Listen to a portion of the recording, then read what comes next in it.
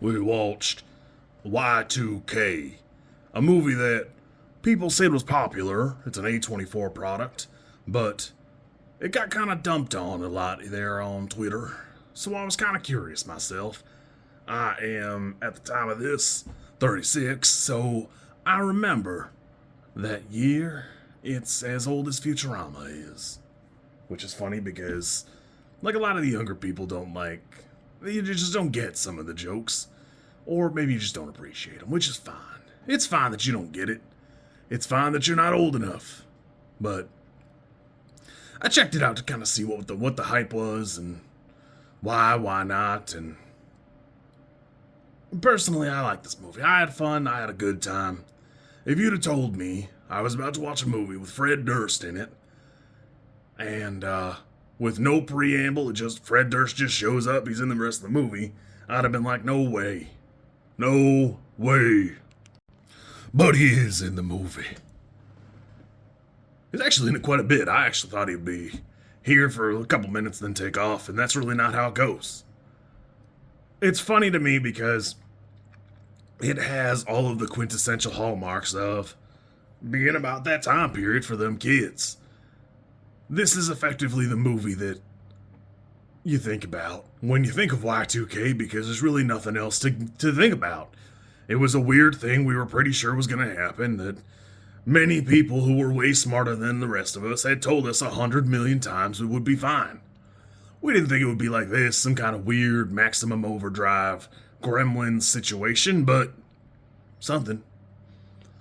Overall, I thought this movie's okay. I mean, it's only a 5, but it's pretty fun. It's a pretty amusing thing.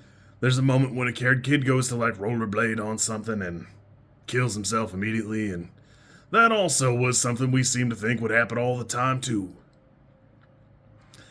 I was apprehensive when the horror aspect of this movie starts because it were corny at best. It's not great for me. Personally, I think it's a little bit bozo-y, but slowly all the machines start banding together and it's got like a weird Maximum Overdrive Gremlins practical effects Voltron thing going, and overall that works. I think it does a pretty good job with what it has there to work with. It's not great, but I had fun. I think it got overhated a little bit. I could see you rating it a little bit lower, but for me this is going to be a 5. I had a good time, not a great time, and there was hold on, I gotta look at his name. When Julian Dennison showed up at the beginning of the movie, I thought, okay, I guess I'm gonna be looking at this guy for the rest of the movie, which is fine. I think he does a great job in that Deadpool movie. And then, so it does a good job of raising the stakes.